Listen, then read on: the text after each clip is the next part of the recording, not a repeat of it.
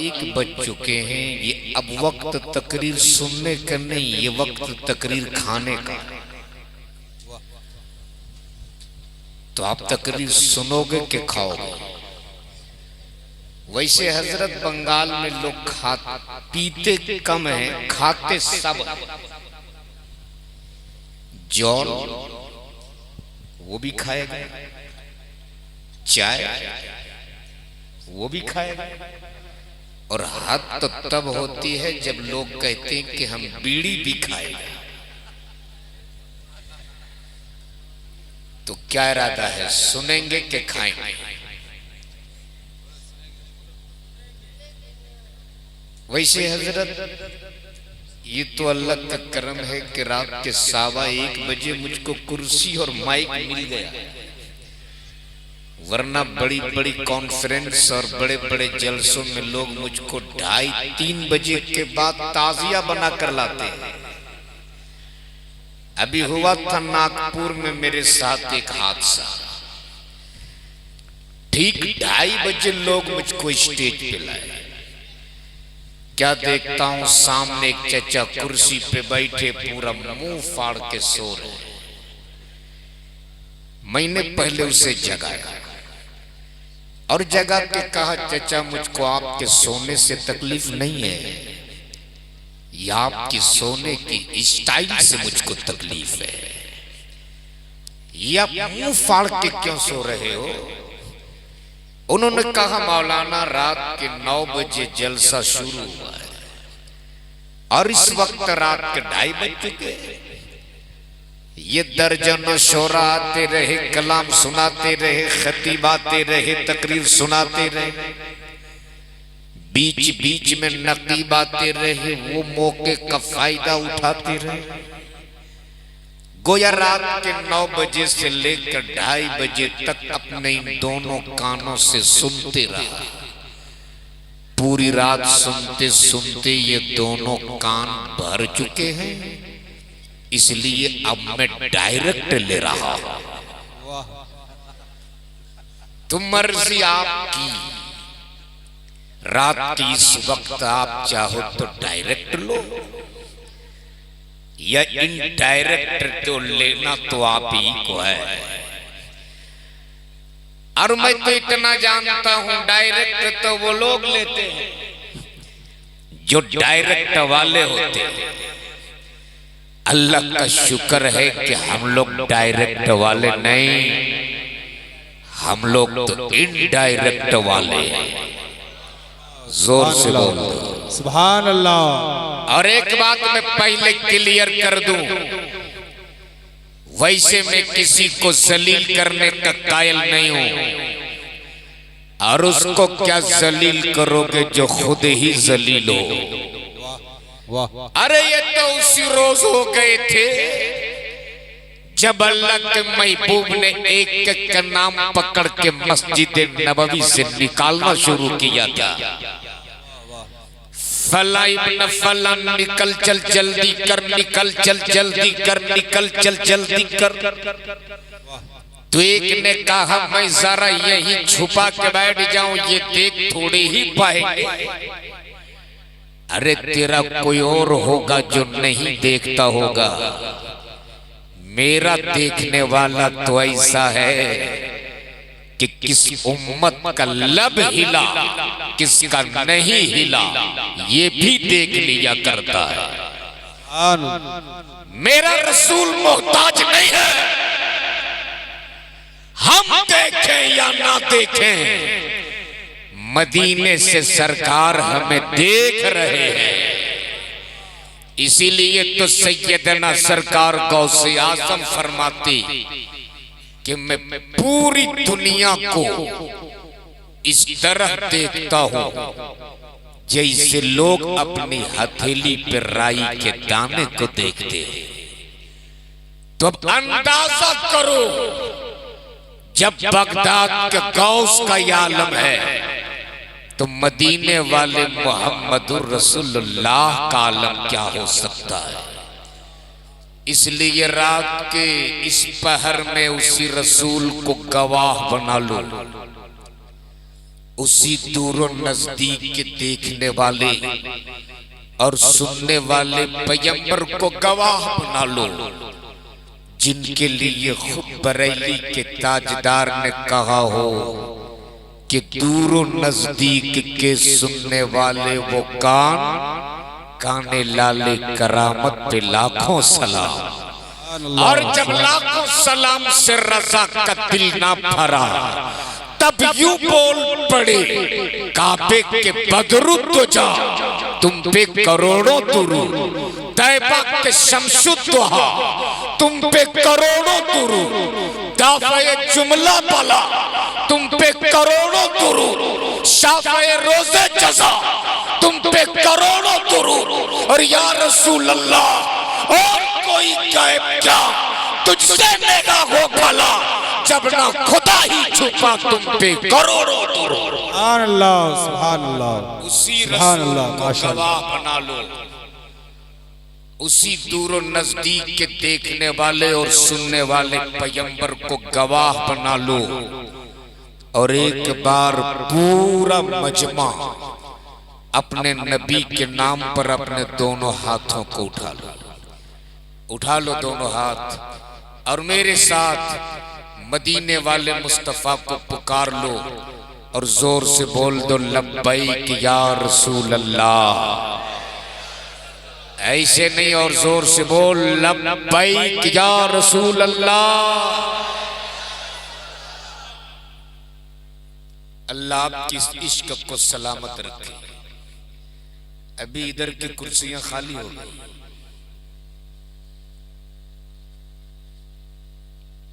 लेकिन मैं जानता हूं रात के 1:30 बजे 2 बजे के बाद जो लोग बैठते हैं ना, वो ओरिजिनल सुनने वाले लोग होते हैं। हजरत आजकल जलसों में 3 क्वालिटी के लोग आते हैं।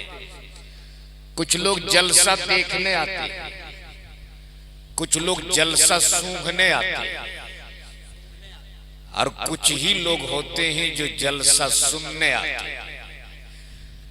तो जो जलसा देखने आए थे वो देख रहे थे कि पंडाल कैसे बना है, स्टेज कैसे बना है, साउंड कैसा लगा है, वो देख लिए, चल दिए। अब जो लोग सूंघने आते हैं वो सूंघते हैं कि पकौड़ी की दुकान कहाँ है, समोसा कहाँ बना है, चाय कहाँ बनी है।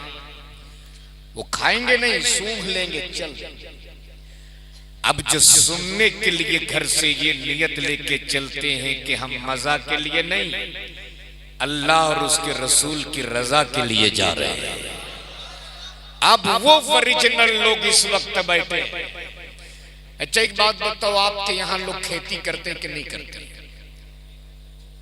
नहीं करते खेती? अच्छा जानते तो होंगे, जो बड़े बुजुर्ग होंगे वो लोग तो पहले खेती करते होंगे। अच्छा जब धान पक जाता है तो लोग क्या करते हैं? काट लेते हैं। काटने के बाद पीटते हैं, और पीटने के बाद इतनी जल्दी चावल नहीं निकलता है। मैं भी किसान का बेटा हूं, इसके बीच बहुत प्रक्रिया है। धान पीटने के बाद हवा देते कि नहीं देते? तो जो थोड़ी सी हवा चलती है और जो उड़ जाता है उसे आप अपनी जुबान में क्या कहते हो? क्या बोलते हैं? यानी यहां भी इख्तिलाफ है। क्या बोलते हैं? तो जो थोड़ी सी हवा चली और जो लोग उड़ गए, मैं अपनी जुबान से न कहूंगा कि वो क्या थे, आप खुद फैसला कर लो जोड़ गए वो कौन थे। अब जितने बच गए हैं ये सब ओरिजिनल है। तो अगर ओरिजिनल हो तो एक बार पूरा मजमा दोनों हाथों को उठा के बोल दो या हुसैन। जोर से, जोर से, जोर से। इश्क में, इश्क में, मोहब्बत से, मोहब्बत से, ताकत के लिए, हिम्मत के लिए, हौसले के लिए, अज़्म के लिए, जीत के लिए, निजात के लिए, पुलसरात के लिए जोर से बोल या हुसैन। क्या बात, माशाअल्लाह। शायद आपको पता नहीं है, शायद आपको पता नहीं है, आपके इसी जुनून इश्क को देखकर आज जमाने के लोग खौफजदा हैं। तेरे इसी जुनून इश्क को देखकर आज पूरी दुनिया डरती है।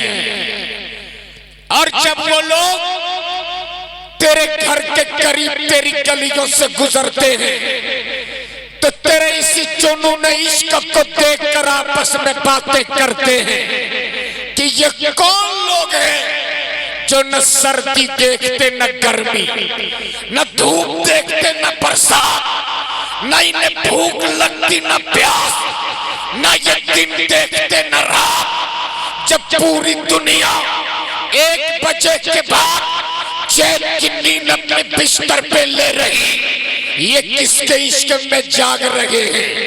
ये किसके इश्क में मस्त है? ये किसके इश्क में पागल है?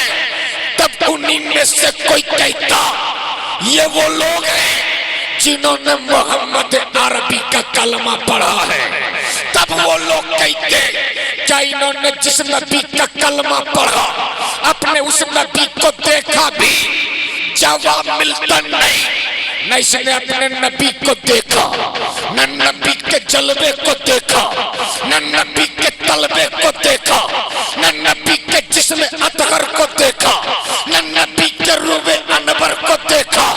तब बोलने वाला बोल पड़ा, अरे जब बिन देखे विलादत के 1500 साल बाद, जब बिन देखे इनका इश्क का आलम किया गया तो 1450 साल पहले उनका इश्क क्या होगा जिसने अपनी आंखों से मुस्तफा को देखा होगा। नारे तकबीर, नारे रिसालत, मसलके आला हजरत, सरकार की आमद। वाह, अल्लाह आपके इस इश्क को सलामत रखे। अच्छा, वो पीछे वाले किस पार्टी के लोग हैं?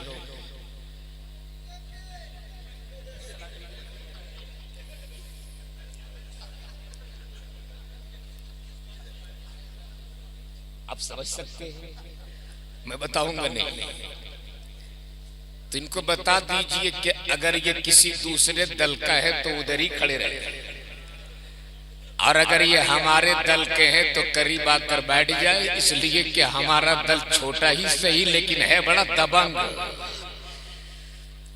इसलिए जो लोग अब भी पीछे खड़े हैं वो आगे आ जाए। एक बार मोहब्बत से बोल दे या हुसैन।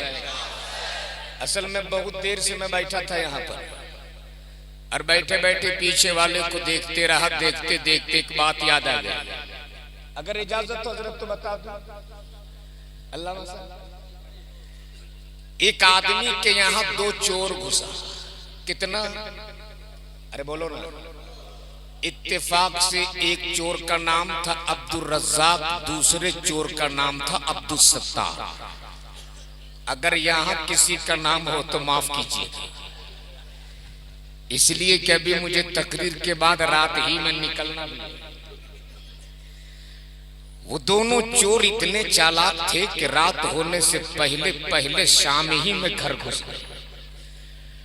जिनका नाम अब्दुल सत्तार था वो पलंग के नीचे छुप गया, और जिसका नाम अब्दुल रज़्ज़ाक था वो ऊपर छज्जा में छुप गया। मकान मालिक जब काम करके शाम को घर लौटा, रात में खाना खाने के बाद जब बिस्तर पे सोया तो बीवी बोल पड़ी, मेरे सरताज आज तो खाने पीने का काम चल गया, लेकिन कल के लिए घर में अनाज के एक भी दाने नहीं है। शौहर बड़ा साबिर था, बोल पड़ा, घबराती क्यों हो? वो रज़्ज़ाक है ना, इंतजाम करेगा। फिर थोड़ी देर बाद बोलती, दाल भी नहीं।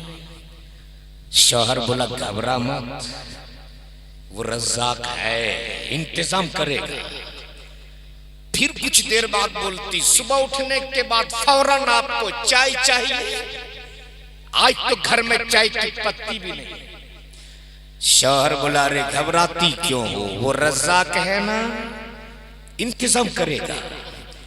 इतना सुनना था, अब्दुल रज़्ज़ाक जो छज्जा में छुपा था धड़ाम से नीचे कूद गया और गुस्सा के बोला, जब सब इंतजाम अब्दुल रज़्ज़ाक ही करेगा तो पलंग के नीचे जो अब्दुल सत्तार छुपा है वो का खाकर। उसी वक्त से मैं देख रहा हूं कि नारा भी इधर ही से लगे, इनाम भी इधर ही से मिले, सुभान अल्लाह भी यही लोग बोले, तो पीछे वाले आप लोग क्या कीजिएगा। तो अगर सब लोग कुछ करने आए हैं तो एक बार जोर से बोल दे या रसूल अल्लाह, और मोहब्बत से बोल दे या रसूल अल्लाह। अब अहले इल्म के दुआओं का सहारा लेते हुए सिर्फ एक मतला और एक शेर। हजरत तवज्जो चाहो, ये जलसे का नाम शहीद आजम कॉन्फ्रेंस, इसलिए उसी मुनासिबत से एक मतला और एक शेर कि दोनों जहां में होता है चर्चा हुसैन का। बोलिए बोलिए जोर से कि दोनों जहां में होता है चर्चा हुसैन का। अमा कितना बुलंद बाला है रुतबा हुसैन का, कितना बुलंद बाला है रुतबा हुसैन का। और अहले इल्म के हवाले ये शेर के कलमा, कुरान, दीन, शरीयत बचा। कलमा, कुरान, दीन, शरीयत बचा लिया। अमा करबो बला में एक ही सजदा हुसैन का, करबो बला में एक ही सजदा हुसैन का। पूरा महीना बीत गया मुहर्रम का, आपने दास्ताने करबला सुना भी, आपने दास्ताने करबला पढ़ा भी, लेकिन आज मैं आपको बताऊंगा कि क्या है करबला, कब से है करबला और कब तक है करबला। कारी फिरोज रहबर साहब, क्या है करबला, कब से है करबला, कब तक है करबला। जमीन तो पहले भी थी, वहां मैदान तो पहले भी था, मिट्टी तो पहले भी थी, करबला तो पहले भी था, लेकिन जाना कब गया, पहचाना कब गया। तब जरा ज़हन में वही तारीख बसा लो कि गुजर रहे हैं मौला अली। बोलिए जोर से जोर से।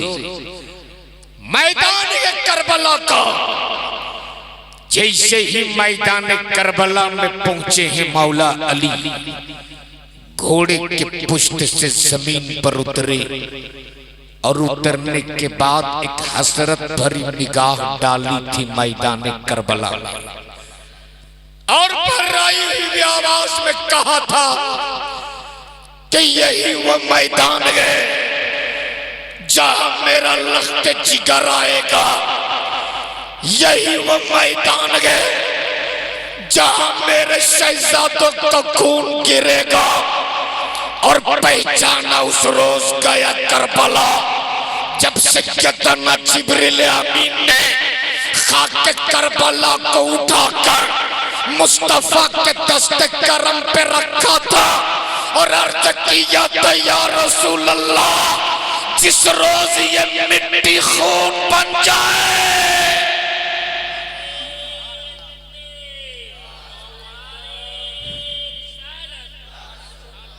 क्या कहा था या रसूल अल्लाह, जिस दिन ये मिट्टी खून बन जाए, जिस दिन ये मिट्टी खून बन जाए।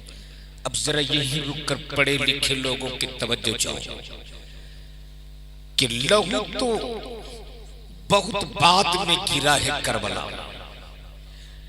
मिट्टी तो बहुत पहले सैयदना जिब्रील अमीन ने उठाई थी मैदान करबला।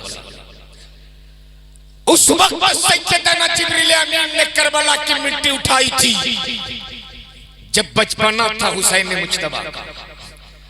उस वक्त मिट्टी उठाई थी जब मुस्तफा के कांधे पे सवार होकर घूमते थे हुसैन मुज्तबा। मिट्टी तो बहुत पहले उठाई गई, खून तो करबला में बरसों बाद गिरा। ओ मैदान करबला, बरसों पहले तूने हुसैन के लहू की लाली को कैसे महफूज कर लिया। ओ मैदान करबला, बरसों पहले तूने हुसैन के लहू के लाली को कैसे महफूज कर लिया। तो करबला के जर्रे जर्रे से आवाज आएगी जिस दिन जिब्रील अमीन ने खाके करबला को उठाकर मुस्तफा के दस्ते करम पे रखा था, उस दिन पहचाना गया था करबला। और जिस दिन हुसैन मुज्तबा ने अपने पूरे खानदान को करबला में कटाया था, उसी दिन जाना गया था करबला। नारे तकबीर, नारे रिसालत, शहीद आजम कॉन्फ्रेंस, नारे तकबीर। क्या है करबला और क्या मिला है करबला से सुन। पहला सदाकत, दूसरा सब्र, तीसरी नमाज। जहां सदाकत है वहीं सब्र है, और जहां सब्र है वहीं पे नमाज भी है। बोलिए सुभान अल्लाह। अब जरा यहीं रुक कर मैं सिर्फ 1 मिनट की तवज्जो चाहूं आपसे। हुसैन मुज्तबा ने अपने नाना का मदीना छोड़ा था, और उस मदीने को हुसैन मुज्तबा छोड़ रहे हैं जिस मदीने में जिब्रील भी इजाजत के बाद उतरते हैं। उस मदीने को मेरा हुसैन छोड़ रहे जिस मदीने में हवाएं भी बड़ी संभल के चला करती है। उस हुसैन, उस मदीने को मेरा हुसैन छोड़ रहे जिस मदीने में फरिश्ते एक बार आते हैं तो कयामत तक उनका दोबारा आना नसीब नहीं होता। और एक आशिक का ईमान और अकीदा तो ये होता है कि छीन ले मेरी जिंदगी का एक लम्हा, ये हमें मंजूर है, लेकिन मदीने पाक की मिट्टी में 2 गज जगह मिल जाए, हमारी मिट्टी सवारत हो जाएगी, हमारी मिट्टी अपनी मंजिल को लग जाएगी। मिट्टी पाने के लिए जमाना भीख मांगता है, और जिसने अपने दहलीज से जमाने को भीख दिया हो, उसने अपने नाना का मदीना किस तरह छोड़ा है मुलाहिजा करो। हुसैन मुज्तबा के सामने 2 रुख है। एक रुख तो वो कि बचपने में नाना के साथ नाना की चादर ततहीर में लिपट कर सोना, और दूसरा रुख वो बचपने में नाना की दी हुई भी अमानत की हिफाजत का वादा करना। एक तरफ तो वादा भी निभाना है, दूसरी तरफ नाना का मदीना छूटने का भी गम खाए जा रहा।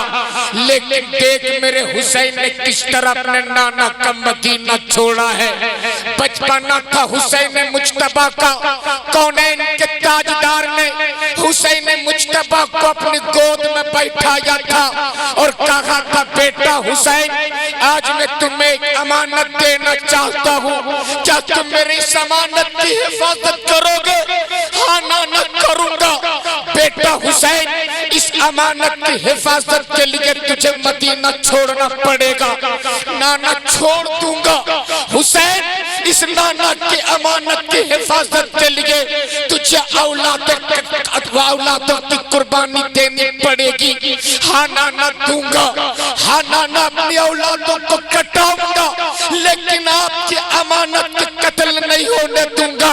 आज हुसैन मुज्तबा अपने नाना की उसी अमानत की हिफाजत के लिए करबला जा रहे हैं। मदीना हुसैन मुज्तबा छोड़ रहे हैं, और मदीना छोड़ने में कितना दर्द होता है उससे पूछ जिसने मुस्तफा का रोजा देखा हो। मदीना छोड़ने में कितनी तकलीफ होती है उनसे पूछ जिसने मुस्तफा का शहर देखा हो। हजरत अल्हम्दुलिल्लाह तहदी से नेमत के तौर पे बोल रहा हूँ। सन 2015 में ये गुनहगार भी अपने वालिदैन के साथ हज बैतुल्लाह से सरफराज हुआ, अल्हम्दुलिल्लाह। लेकिन हजरत मदीना छोड़ने में क्या दर्द होता है, खुदा की कसम जब कभी तसव्वुर करता हूं ना तो सीना फटने लगता है। और अपनी जिंदगी में तो हमने बहुत सफर किया, लेकिन आज भी उस सफर को याद करता हूं तो आंखें भीग जाती हैं और ज़हन में सिर्फ एक शेर गर्दिश करता है कि तलाश रिज़्क़ की मजबूरियां हैं सामने, वरना मदीने के सिवा कोई सफर अच्छा नहीं लगता। मैंने देखा है हाजियों की बेचैनी हजरत, जब हाजी लोग मक्के में अरकान हज अदा कर लेते हैं तो उनको लगता है कि कब हम मक्का से निकलकर मदीना पहुंच जाएं। मैंने देखा है हाजियों की बेचैनी, मैंने देखा है हाजियों की तड़प, मैंने देखा है हाजियों की इज़्तिराबी कैफियत। हाजियों की बस मक्के से निकलकर मदीना जाने के लिए तैयार, हाजियों का काफिला बस पे सवार, ऐसा लगता कि ये बस चल के नहीं बल्कि उड़ा के मदीना पहुंचा दे। मैंने पूछ लिया तो हाजियों, तुझे मक्का छोड़ने कितनी जल्दी क्यों? अरे ये मक्का है मक्का, इंसान यहाँ एक नेकी करता तो 1,00,000 नेकियों का सवाब अता किया जाता है। आपको मक्का छोड़ने कितनी जल्दी क्यों? एक अधेड़ उम्र के हाजी ने कहा, मौलाना जब से मैं पैदा हुआ मेरा बचपना गुजरा, मेरी जवानी गुजरी, सुबह से शाम तक जुबान पे फकत एक सदा होती थी कि दिखा दे या इलाही वो मदीना कैसी बस्ती है जहाँ पे रातों दिन मौला तेरी रहमत बरसती है। आज नबी ये कौने ने करम किया है तब आया हूँ, वरना मैं कहाँ था इस काबिल कि मैं मुस्तफा की रोजे की जियारत करता। कहाँ इनका रोजा, कहाँ मेरी मुजरिम आंखें, कहाँ मुस्तफा का दर, कहाँ मेरा सर, मैं कहाँ था इस काबिल कि मुस्तफा के रोजे की जियारत करता। नबी ने करम किया कि तब आया हूँ, मुस्तफा का करम हुआ तब आया हूँ। अब हाजियों की बस मक्के से निकल कर पहुंच गई मदीना।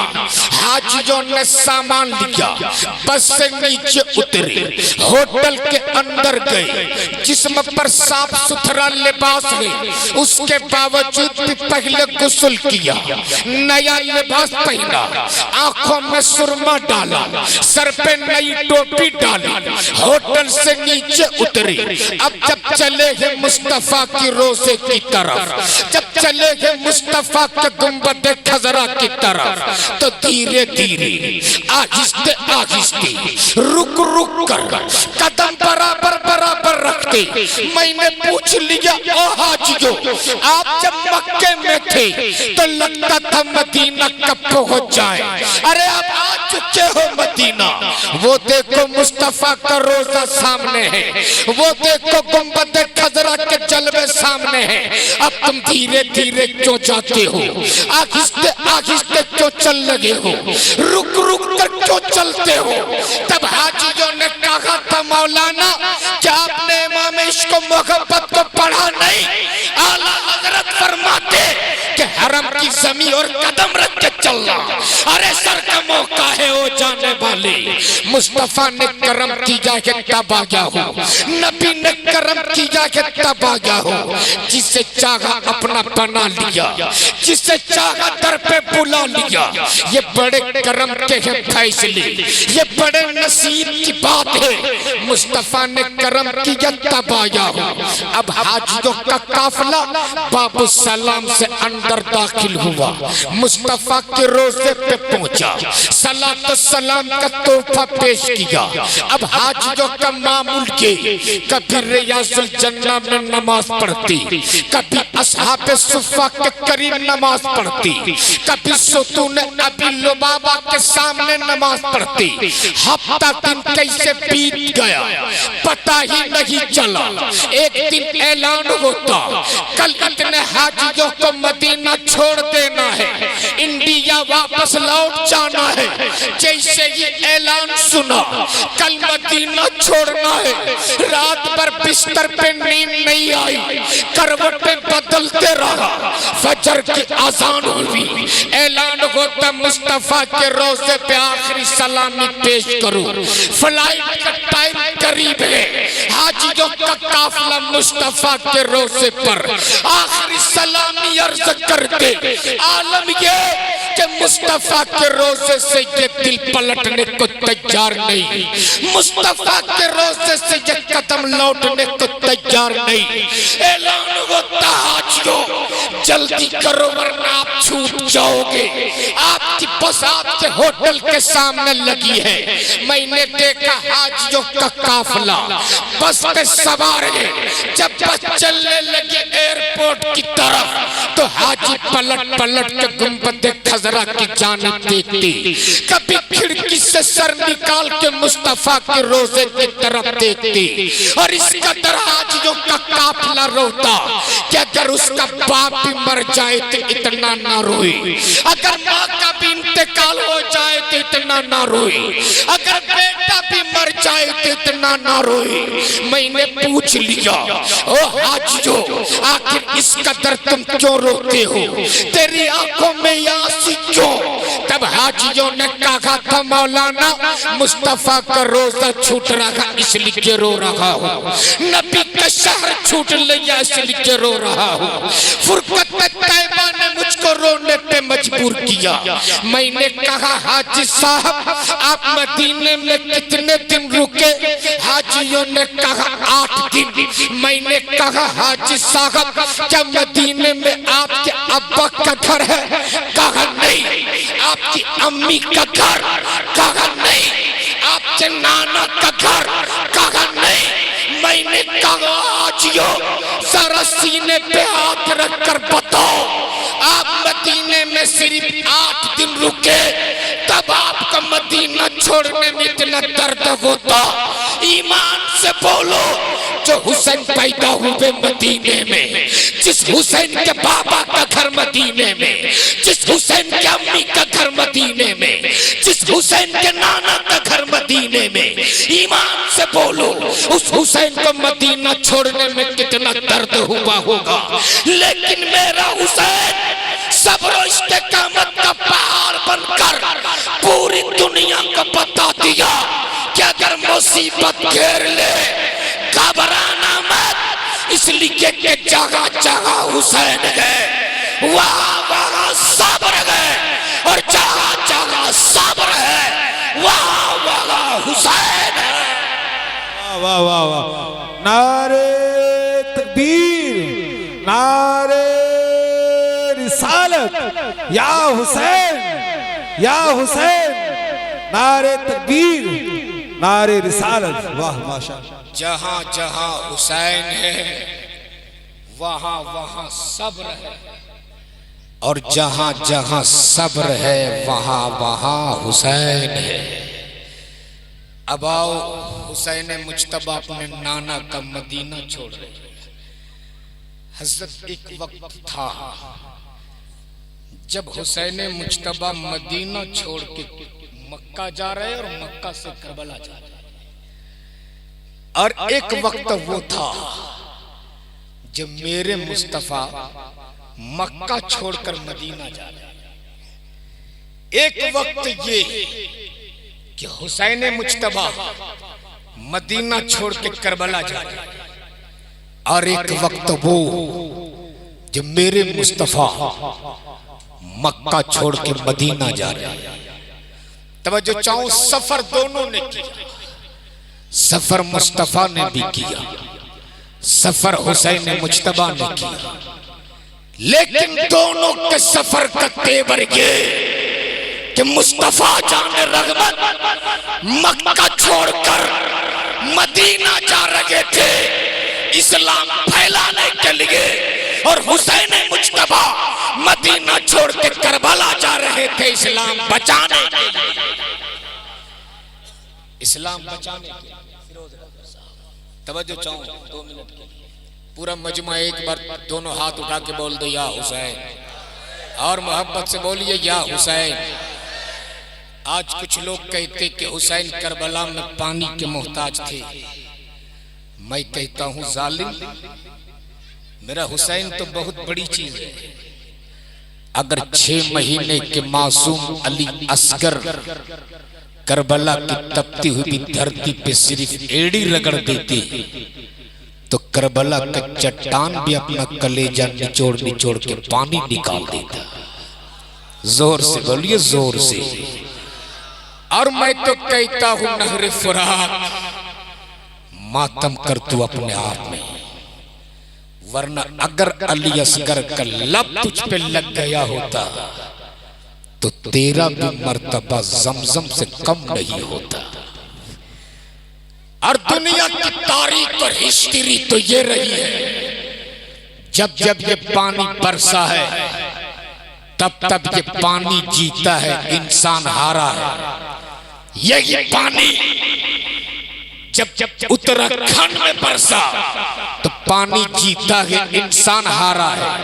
यही पानी जब बिहार में सैलाब बनकर आया तो पानी जीता है, इंसान हारा है। यही पानी जब आसाम में बरसा तो पानी जीता है, इंसान हारा है। लेकिन करबला की वादी में नगरे फरात हारा है, मेरा हुसैन जीता है। नारे तकबीर, नारे रिसालत, या हसन या हुसैन, या हसन या हुसैन। वाह, एक बार ऐसा नारा हो जाए, हम बोले या हसन, आप बोले या हुसैन। एक बार हो जाए, या हसन, या हसन, या हुसैन, या हुसैन। इसलिए कि हम हसन वाले भी हैं, हुसैन वाले भी। हमारे दिल में हसन की भी मोहब्बत है, सैयदना हुसैन की भी मोहब्बत है।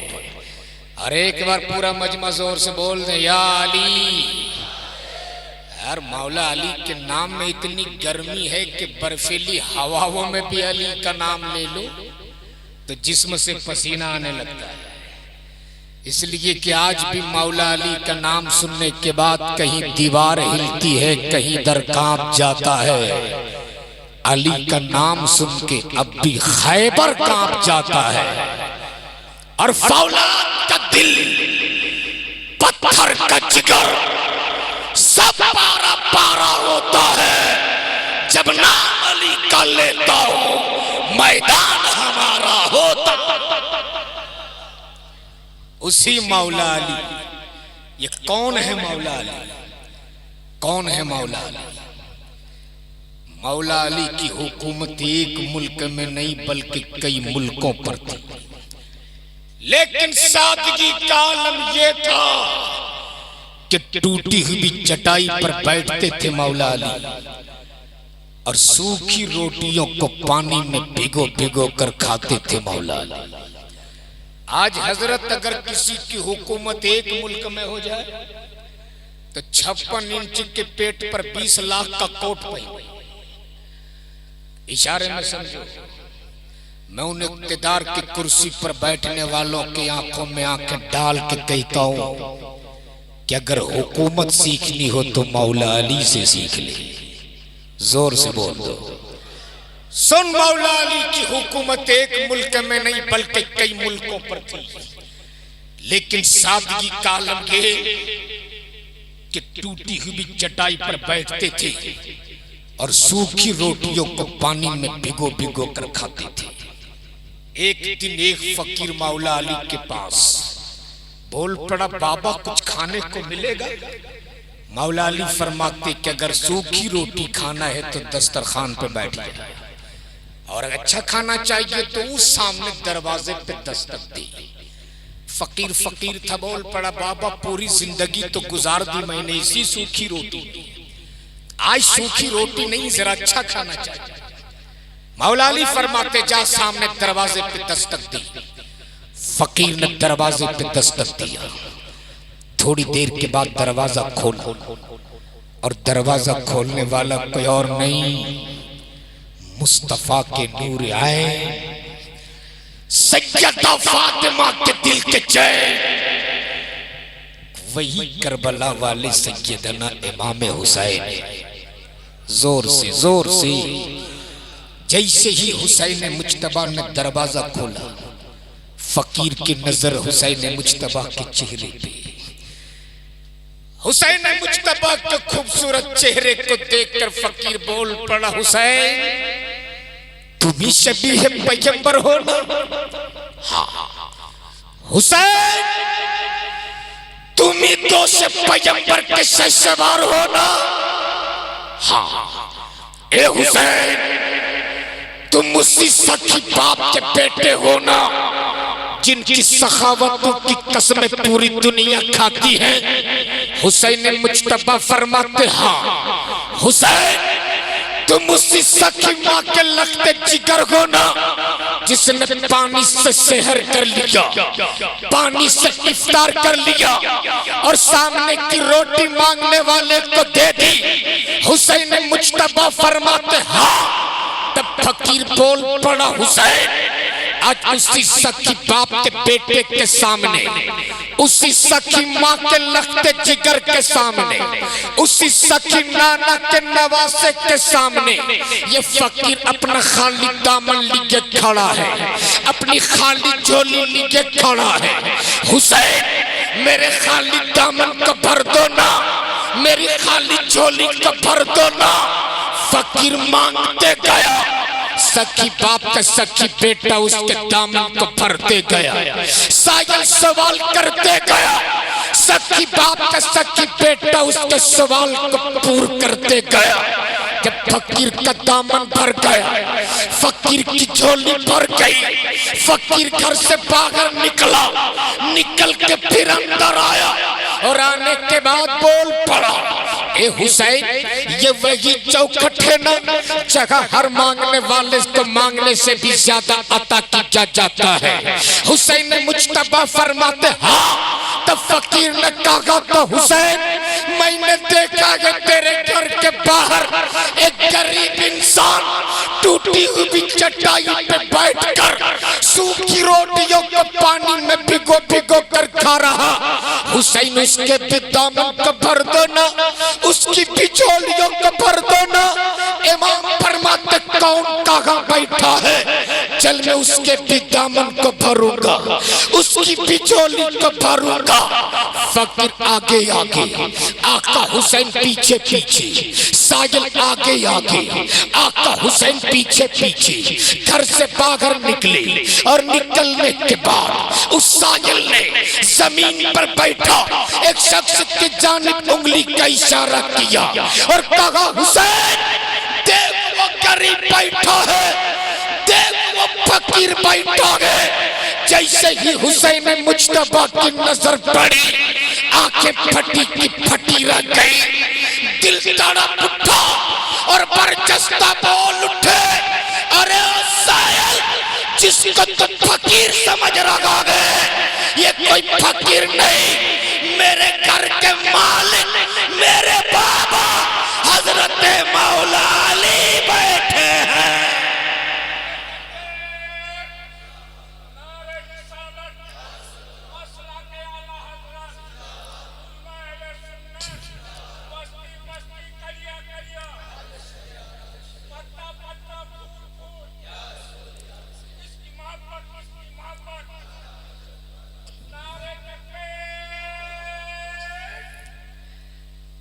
जवानों को ललकार दिया है आज और इन्होंने साबित कर दिया कि मोहम्मद के गुलामों पर बुढ़ापा आ नहीं सकता।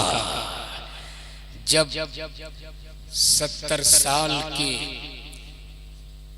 इस बुजुर्ग का ये आलम है तो फिर जवानों का आलम क्या हो सकता है? इसलिए उसी इश्क में एक बार बोल दे, या अली। जोर से दोनों हाथों को उठा के बोल, या अली। सुभान अल्लाह, सुभान अल्लाह। अब यहीं रुक करके सैयदना सरकार गौसे आजम का एक कौल मुलाहिजा कर लीजिए। सैयदना सरकार गौसे आजम फरमाते कि अगर किसी ने किसी भूखे के मुंह में खाने के एक लुकमा डाला, गोया उसने 1000 जामे मस्जिद बनाने से बेहतर काम किया। बोल दो सुभान अल्लाह। अरे जोर से बोलो सुभान अल्लाह। और खुद मुस्तफा जाने रहमत फरमाते कि बेहतर मुसलमान वो है जो भूखों को खाना खिलाए और लोगों को सलाम करे। लेकिन हजरत ये दोनों चीजें आज हमारी समाज से धीरे धीरे खत्म होती जा रही। अगर मस्जिद के मतवल्ली या सेक्रेटरी हो तो मत पूछिए उनका, बीच चौराहे पे सीना फुला के कुर्सी में बैठते हैं कि इमाम साहब आ रहे हैं, बेचारा गरीब आदमी है, मैं उनको क्या सलाम करूं, लोग मुझको सलाम करें। और अगर हाजी साहब है तब तो कयामत कि हम तो मक्का मदीना देख कर आए हैं, हम क्यों लोगों को सलाम करें, लोग मुझको सलाम करें। लेकिन याद रखना मुस्तफा जाने रहमत ने फरमाया दुनिया में जो पहले सलाम करेगा जन्नत में वो पहले दाखिल किया जाए। जोर से तो मैं सलाम के कुछ फायदे आपको बता दूं, सुनेंगे? अरे सुनेंगे तो हजरत जरा देख लीजिए तो पूरा मजमा में कोई ऐसा अल्लाह का बंदा हो जो खड़ा होकर ये कह दे कि हजरत शादी के बाद से अब तक बेगम के साथ कभी कोई झगड़ा नहीं हुआ। देख लीजिए पूरा मजमा में। अब आप लोग भी जरा इधर देख लीजिए, मुतमईन रहिए, मैं भी महफूज नहीं हूं। अरे जब आजकल के पीर साहब महफूज नहीं है, हजरत आजकल की ये घरवालियां पीर को पीर मानने के लिए तैयार नहीं, तो मौलवी को मौलवी क्या समझेगी? एक पीर साहब की बात आ गई तो सुन लो। जमाना उनको पीर मानता तो उनकी घरवाली उसे कभी नहीं मानती थी। मुरीदों ने शिकायत किया, हुजूर हम आपके मुरीद, आप हमारे पीर, आपकी घरवाली तो आपको पीर मानती नहीं। तब पीर साहब ने सोचा अब कोई करामत दिखानी होगी। निकले घर से पीर साहब और ऊपर हवा में उड़ने लगे और उड़ते उड़ते अपने घर के आंगन के ऊपर चक्कर लगाने लगे। सुबह सवेरे का वक्त था, बेगम आंगन में झाड़ू दे रही थी, नजर पड़ गई ऊपर, बोल पड़ी मेरा शोहर बोलता पीर पीर पीर तो ये है जो हवा में। पीर साहब कुछ दूर उतरे, घर आए, बेगम बरस पड़ी, अजी आप तो झुट्टे के फेंकते हो कि मैं पीर हूं पीर हूं पीर। पीर तो आज मैंने देख ली कि होता कैसे। पीर साहब बोले कहां? बोले ऊपर हवा मुड़ रहे। जब पीर साहब ने समझ लिया कि बेगम अब मान चुकी है, बाबू जल्दी से बैठ जाओ, मैं समझ रहा हूं बेचैनी रात गुजरने वाली है, मैं समझ रहा हूं बेचैनी, जल्दी से बैठ जाओ, जल्दी से बैठ जाओ, जल्दी से बैठ जाओ आप। और एक बार पूरा मजमा जोर से बोल दो या हुसैन। एक बार पूरा मजमा जोर से बोल दे या हुसैन। तो मैं क्या कह रहा था?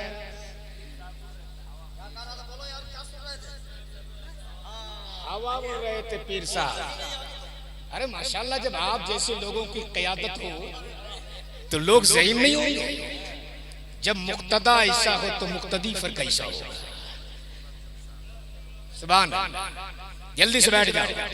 तो मैं क्या कह रहा था? पीर साहब हवा मुड़ रहे थे, बेगम देख रही थी और बेगम ने कहा कि मेरा शोहर बोलता पीर पीर तो ये है जो हवा मुड़ रहा है।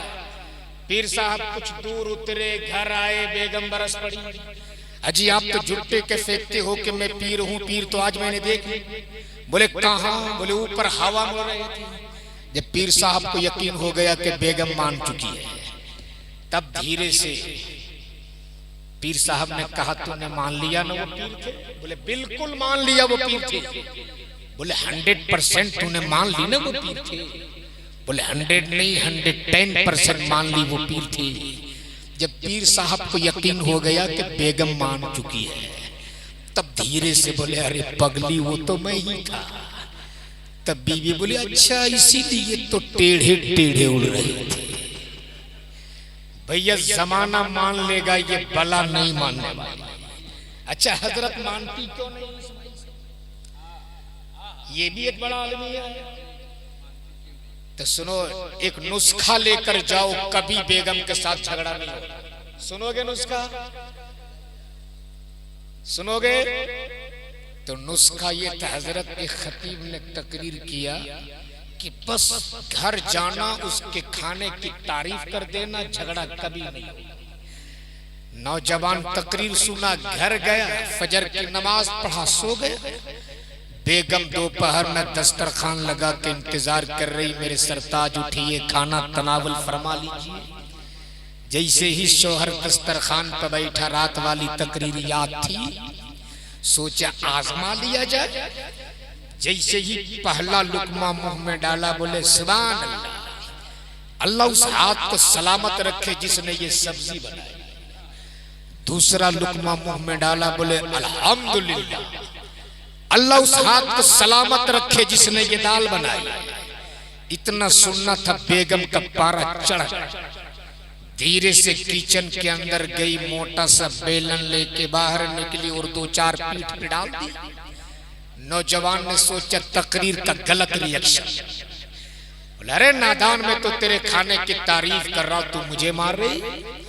बेगम बोल पड़ी, जालिम, 20 साल से तुझको खाना बना बना कर खिला रही, आज तक तुमने मेरे खाने की तारीफ नहीं की। आज पड़ोसी के घर से खाना आ गया तो इतनी तारीफ।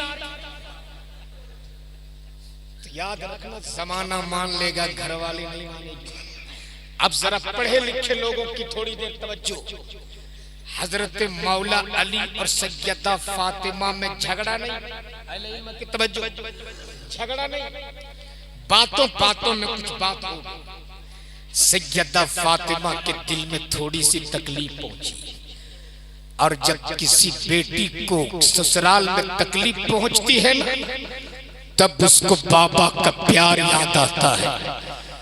जब किसी बहन को तकलीफ पहुंचती है, तब उससे भाई की मोहब्बत याद आती है।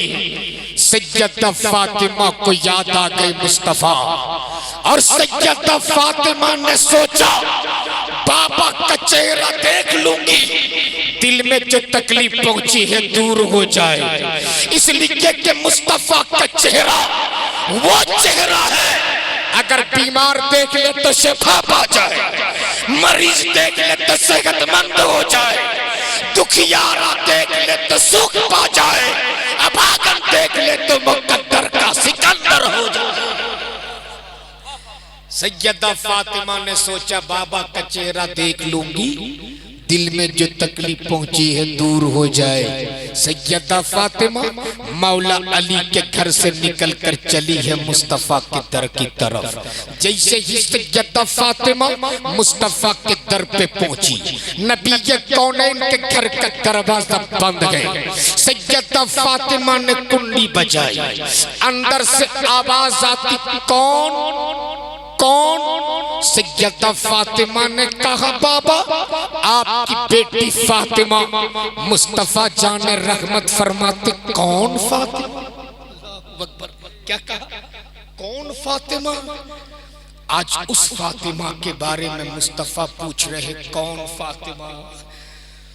जिसकी अजमत और शान तो ये कल महशर की भीड़ में जब सैयदा फातिमा की सवारी गुजरेगी, तो एक नेता देने वाला नेता देगा, एक आवाज देने वाला आवाज देगा।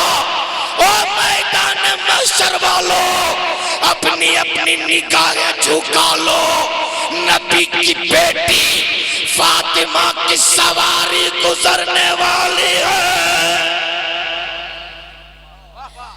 उस फातिमा के बारे में मुस्तफा पूछते, कौन फातिमा?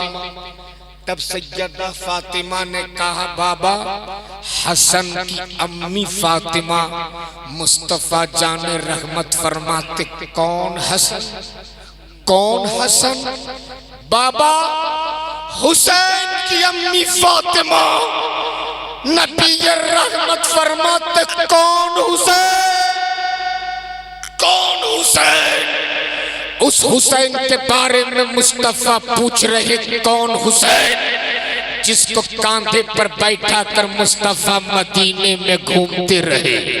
उस हुसैन के बारे में पूछते कौन हुसैन जिसका लब मुस्तफा चूमते रहे।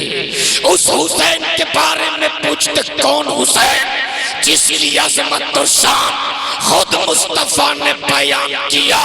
अल हुसैन मिन्नी व अना मिनल हुसैन। जोर से कौन हुसैन? तब सैयदा फातिमा ने कहा बाबा अली की बीवी फातिमा। अरे बोल दो सुभान अल्लाह। अब सुनना मुस्तफा जान रहमत का अगला जवाब। जोर से बोल दो या रसूल अल्लाह। मेरे नबी ने फरमाया था बेटी लौट जा, लौट जा फातिमा। इस दरवाजे पे तुम उसी वक्त आना जब तेरे साथ तेरा शौहर मौला अली मुश्किल कुशा आ जाए। जोर से बोल। लेकिन आज हमारे यहाँ क्या होता है, अगर हमारी बेटी दामाद में जरा सी अनबन हो जाए तो महल्ले के 10-12 बड़ा बड़ा पेट वाला टकले किस्म के लोग जिनके सर में एक भी बाल नहीं वही गांव का मुखिया होता है। और 1000 रुपए साइड वाली जेब में, 2000 रुपए ऊपर वाली जेब में, 200 रुपया तेल खर्चा। ये जालिम चाहते इंसाफ कराने, इंसाफ तो नहीं करते, मामला मुकम्मल साफ जरूर कर देता है। फिर होता क्या है, फैसला पंचायत, कोर्ट कचहरी, अदालत, नौबत, तलाक। बोलो सही के गलत है, सही के गलत है, जोर से बोलो। लेकिन मेरे नबी ने फरमाया बेटी लौट जा, इस दरवाजे पे तुम उसी वक्त आना जब तेरे साथ तेरा शौहर मौला अली मुश्किल कुशा आ जाए। लौट गई सैयदा फातिमा, लौट गई। इधर मौला अली मुश्किल कुशा घर पहुंचे, देखे फातिमा नहीं है, दिल तड़प गया। और मौला अली ने सोचा मेरी बातों से मेरी फातिमा का दिल टूटा होगा, मेरी बातों से मेरी फातिमा को तकलीफ भी होगी, मेरी फातिमा गई होगी अपने बाबा के दर पर, मेरी फातिमा गई होगी मुस्तफा जान रहमत के चौखट पर। ढूंढ चले मौला अली अपनी बीवी सैयदा फातिमा को। इधर से मौला अली अपने घर से निकल कर नबी के दर की तरफ, उधर से सैयदा फातिमा नबी के दर से निकल कर अली के घर के तरफ। बीच रास्ते में दोनों की मुलाकात हो जाती है। अरे बोल दो सुभान अल्लाह। अब जैसे ही दोनों की मुलाकात हुई, मौला अली ने ये नहीं सोचा कि सैयदा फातिमा मेरी बीवी है, मैं फातिमा का शौहर हूँ। अली ने ये नहीं सोचा मैं फातिह खैबर हूँ। मौला अली मुश्किल कुशा ने आगे बढ़कर सैयदा फातिमा को सलाम कर दिया। अरे बोलो ना जोर से। झगड़ा खत्म। अगर कभी आपके घर में भी कोई झगड़ा हो जाए तो फिर सलाम कर देना। हर एक तजर्बा बोल रहा हूँ, बड़ी नेक होती है घरवालियां। अगर रोटी बना रही हो मोहब्बत से सलाम कर देना, उसी रोटी में घी डाल के उसे पराठा में बना। और याद रखना सलाम में अल्लाह ने बेपनाह बरकतें रखी है। मुस्तफा जान रहमत ने फरमाया है दुनिया में जो पहले सलाम करेगा जन्नत में वो पहले दाखिल किया जाएगा। इसलिए शहीद आजम कॉन्फ्रेंस में आने वालों, आज यहाँ से पैगाम लेकर उठो। आप सुबह निकलते हो कमाने के लिए, शाम को घर वापस लौटते हो, दरवाजे पे आपका बच्चा मिले उसे भी सलाम करो, आपके अब्बा मिले उसे भी सलाम करो, आपकी अम्मी मिले उसे भी सलाम करो, आपकी बीवी मिले उसे भी सलाम करो। और अगर तेरा घर खाली हो, तेरे घर में कोई नहीं, तो दाखिल होने से पहले सलाम करो। इसलिए मुस्तफा जान रहमत फरमाते, जिस घर में कोई नहीं होता उस घर में मुस्तफा होते हैं।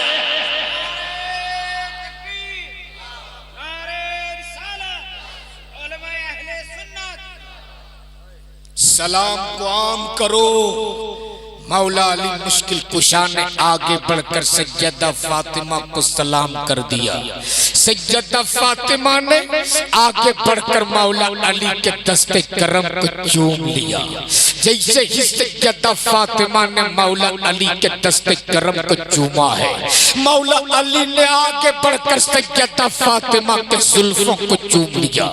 जैसे ही सैयदा फातिमा के जुल्फों को चूमा है अली ने, तड़प गई फातिमा और बिलक बिलक के रोने लगी और रो रो के अर्ज करने लगी, ए अली मैं गई थी अपने बाबा के चौखट पर, मेरे वो बाबा जो मुझसे बेपनाह मोहब्बत करते, मेरे वो बाबा जो मुझको चूमते भी, मुझको सूंघते भी, आज मुझ पर अपने घर के दरवाजे को बंद कर दिए। मौला अली ने अपनी बीवी सैयदा फातिमा का हाथ पकड़ा, तसल्ली दिया और फरमाते फातिमा घबरा मत, अब चल तो। जोर से क्या कहा? अब चल तो, अब चल। आगे आगे मौला, पीछे पीछे सैयदा फातिमा, आगे आगे फातिह खैबर, पीछे पीछे खातून जन्नत, आगे आगे हसन के अब्बा, पीछे पीछे हुसैन की अम्मी, दोनों मुस्तफा के दर पे हाजिर। नबी करीम के घर का दरवाजा बंद, सैयदा फातिमा ने कुंडी बजाई। जैसे ही पहली कुंडी बजाई, रहमत आलम ने अपने रहमत वाले हाथ से अपने घर का दरवाजा खोल दिया और फरमाते मरहबा मेरी बेटी तू आ गई, मरहबा मेरी फातिमा तू आ गई। गोया नबी के कौनैन ने अपनी बेटी फातिमा पर अपने घर के दरवाजे को बंद करके कयामत तक आने वाली अपनी पूरी उम्मत को पैगाम दे दिया कि अगर तेरी बेटी और दामाद में कभी अनबन हो जाए तो तुम उसमें दखल अंदाजी मत करो, बल्कि उन दोनों को सुलह कर लेने दो। अगर तूने इस पे अमल कर लिया, खुदा की कसम तेरे घर में कभी तलाक की नौबत आ ही नहीं सकती है। लेकिन आज हमारे यहाँ का माहौल ये है कि अगर जरा सी तकलीफ हो जाए बेटी को ससुराल में, हजरत फोन का जमाना है और छोटा नहीं बड़ा वाला, सिर्फ उंगली खींचती है और कान के पास ले जाकर अब्बू, ये बाप भी कम नहीं है, बोलता बेटी घबराना मत, अब भी आता हूं उसका घर का खूटा खंबा उखाड़ के रख दे। वो समझता क्या है? याद रखना, उससे आप अपनी बेटियों का घर सुधार नहीं रहे हो, घर बिगाड़ रहे हो। मुस्तफ़ा जाने रहमत ने सैयदना मौला अली का हाथ पकड़ा, अंदर ले गए, बैठाए और फरमाया था अली मत रोने देना मेरी फातिमा को, इसलिए कि मैंने अपनी बेटी फातिमा को बाप का प्यार भी दिया है, माँ का ममता भी दिया है।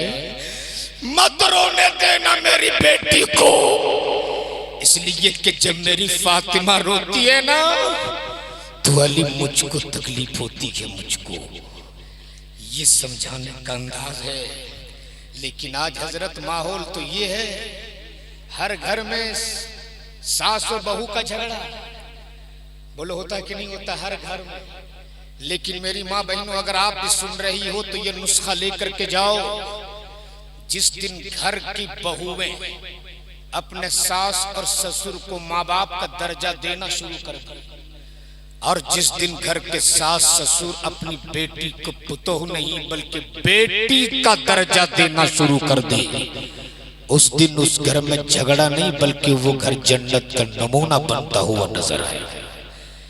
लेकिन आज अगर बेटी ससुराल में खुश है तो मत पूछिए, माँ जाती है इमाम साहब के पास, हजरत बड़ा अच्छा दामाद मिला है, और इतना अच्छा दामाद है कि एक के दस्तरखान पे बैठा के खिलाता है हुजूर, बहुत अच्छा दामाद, और अच्छा नहीं हीरा मिल गया हीरा। बड़ी खुश है मेरी बेटी, एक के दस्तरखान पे बैठा के खिलाता है। और उसी घर में अगर उसी का बेटा बहू के साथ खाना शुरू कर दे तो फिर वही माँ जाती है इमाम साहब के पास, हजरत मेरा बेटा हाथ से निकल गया, शर्म है नहीं हजरत, कोई ताबीज दे दीजिए। इतना बेशर्म हो गया है कि बहू के साथ एक के साथ दस्तरखान पर बैठ के खाता है। और हजरत डर है, अभी कल्ले परसों ससुराल से आया है, लगता है उसके सास ससुर ने वहां उसे कुछ खिला दिया है। यानी अगर बेटी ससुराल में खुश तो माँ खुश, और अगर बहू खुश तो उसी सास को तकलीफ होने लग जाए, उसी सास के सीने में सांप लौटने लग जाए। मेरी माँ बहनों, जिस तरह तेरी बेटी बेटी है, उसी तरह तेरे घर जो आई है वो भी किसी की बेटी है। जिस तरह तेरी बेटी माँ की ममता को छोड़कर, बाप के प्यार को छोड़कर, भाई की मोहब्बत को छोड़कर जिस आंगन में 18 साल 20 साल जिंदगी गुजारती, उस आंगन के खुशबुओं को छोड़कर तेरे घर आती है, बेलौस तेरी खिदमत करती है, बेलौस तुझसे मोहब्बत करती है। इसलिए खुदा के वास्ते मैं तेरे सामने हाथ जोड़ के विनती करूंगा, खबरदार किसी की बेटी को तकलीफ मत देना। इसलिए कि बेटी है कि नहीं, बेटी तो पूरे समाज की बेटी होती है, बेटी तो सबकी बेटी होती है। और अल्लाह के नबी ने फरमाया, बेटा तेरे लिए नेमत है, बेटी तेरे लिए अल्लाह की रहमत है। और यही बेटी जब तक बाप के घर में रहती रहमत, ससुराल चली जाए तो ससुराल वालों के लिए जीनत। और यही बेटी जब माँ बन जाती है, जिसके कदमों के नीचे खुदा की जन्नत हुआ करती है। इसलिए अगर अल्लाह आपको बेटी दे तो घबराना इसे नहीं।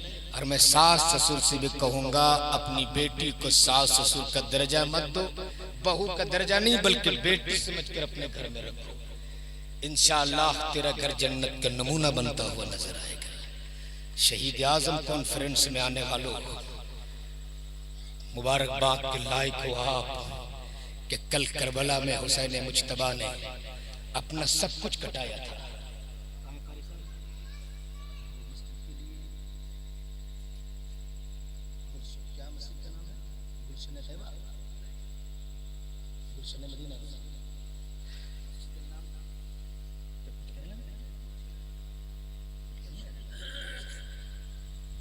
तो मैं आपसे सिर्फ एक बात पूछूंगा, हुसैन मुज्तबा ने आखिरी सजदा करके नाना की उम्मत को पैगाम दिया था, देख हुसैन अपना आखिरी सजदा तीरों और तलवारों के साए में कर रहा, तू सजदा अपनी मस्जिदों में जरूर करना। आज मुहर्रम के 10वीं मुहर्रम को कुछ लोग भांग खाकर, शराब पीकर या हुसैन या हुसैन या हुसैन का नारा लगाते। हजरत मैं कहता हूं, छीन लो उसके हाथ से हुसैन का नाम का झंडा, जिसके मुंह से शराब की बू आए। इसलिए कि हुसैनी सब गुनहगार जरूर हो सकता है, शराबी नहीं हो सकता है। इसलिए कि करबला में झगड़ा तो इसी बात का, जंग तो इसी बात की। यजीद शराब पीता था, हुसैन शराब से रोकते थे।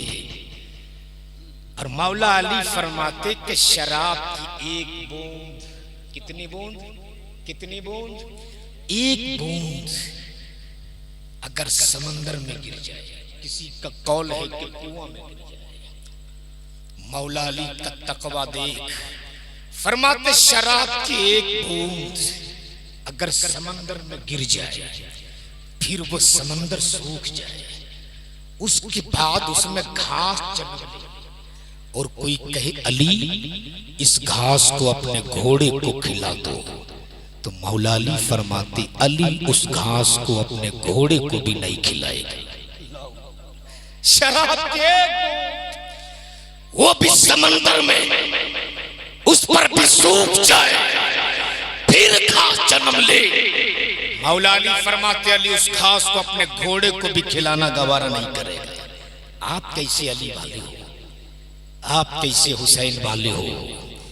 एक तरफ तो तेरे मुंह से शराब की बू भी आती है, दूसरी तरफ हुसैन का नाम का नारा भी लगाते हो। एक तरफ तो शराबियों को दस्तरखान पर बैठाते भी, दूसरी तरफ मौला अली से मोहब्बत के दावे भी करते हो।